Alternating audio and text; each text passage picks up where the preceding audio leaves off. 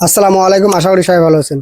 আজকে কবুতরের ঘরে ডিম বাচ্চা দেখতে গিয়ে দেখি একটা রানিং ডিমের কবুতর অসুস্থ হয়ে পড়েছে। তো এটা কি জন্য অসুস্থ হয়েছে আর কি চিকিৎসা এটাকে দেব, তো আপনাদেরকে এই ভিডিওর মাধ্যমে দেখাবো। বর্তমানে আমার এখানে কতগুলো ডিম আছে, কতগুলো বাচ্চা আছে সেটাও আপনারা এই ভিডিওর মাধ্যমে দেখতে পারবেন। এছাড়াও এক ভাই কমেন্ট করেছে যে এই ঠান্ডার জন্য তার কবুতর অসুস্থ হয়ে যাচ্ছে, মূলত কবুতর বিক্রি করা শুরু করে দিয়েছে, মানে ঠান্ডায় কবুতর পালন করবে না। তো ঠান্ডায় কবুতরকে কিভাবে সুস্থ রাখবেন, কোন খাবার দেবেন সেটাও আমি আপনাদেরকে এই ভিডিওর মাধ্যমে জানাবো। তো সম্পূর্ণ ভিডিওটা মনোযোগ সহকারে দেখুন, আপনারা এখান থেকে অনেক কিছু জানতে পারবেন।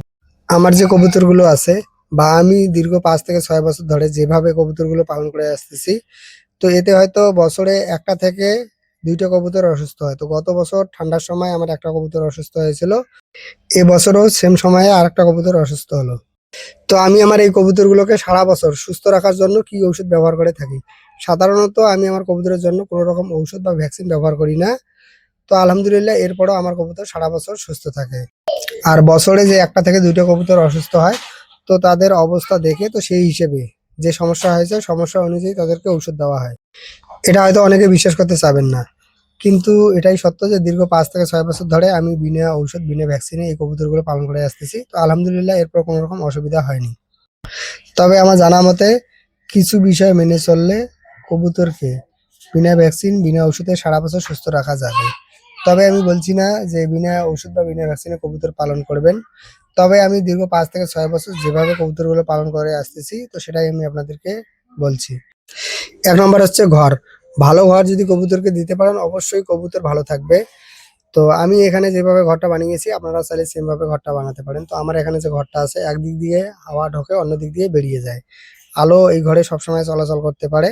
তো রাতের বেলা যখন আমি ঘরটাকে পর্দা নামিয়ে দেই, তো ঘরটা একটা আবদ্ধ ঘর হয়ে যায়। তো এরকম একটা ঘর হচ্ছে কবুতরের জন্য আদর্শ ঘর। মানে আমি দীর্ঘদিন ধরে কবুতরগুলো পালন করার ফলে যেটা জেনেছি সেটাই বললাম। 2 নম্বর হচ্ছে খাবার। এটাও কিন্তু খুবই গুরুত্বপূর্ণ। তো কবুতরকে ভালো খাবার দিবেন, কবুতর থেকে ভালো কিছু পাবেন। কবুতর ভালো থাকবে, এর পাশাপাশি আপনাদেরকে ভালো কিছু দিবে। তো আমি আমার কবুতরগুলোকে ৩টা খাবার দিয়ে থাকি।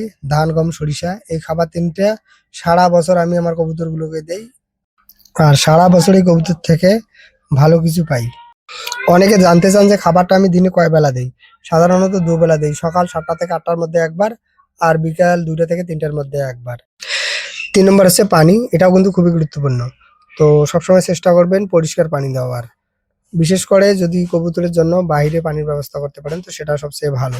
আর ঘরের ভিতরে পানি দিলে যে সমস্যাটা হয় সেটা হচ্ছে কবুতর পানি খাবে, এর পাশাপাশি সেখানে মলত্যাগ করবে।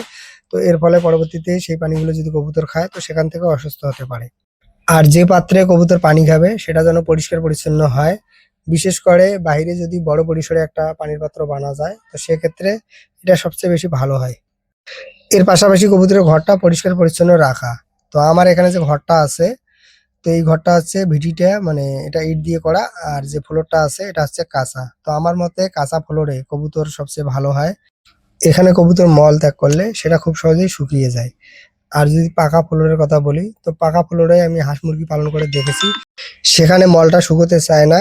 এর পাশাপাশি পাকা ফ্লোরটা মানে ভিজে স্যাঁতসেঁতে হয়, যার ফলে এখান থেকে হাঁস মুরগি বা কবুতর অসুস্থ হতে পারে।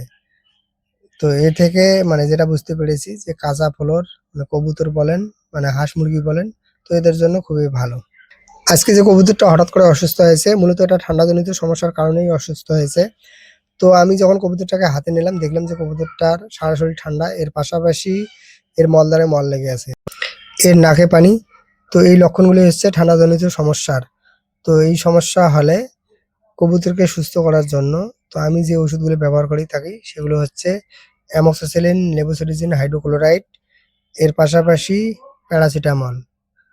তো সাধারণত এই ওষুধগুলো আমি ব্যবহার করে থাকি। তো আলহামদুলিল্লাহ এতে আমার কবুতরগুলো সুস্থ হয়।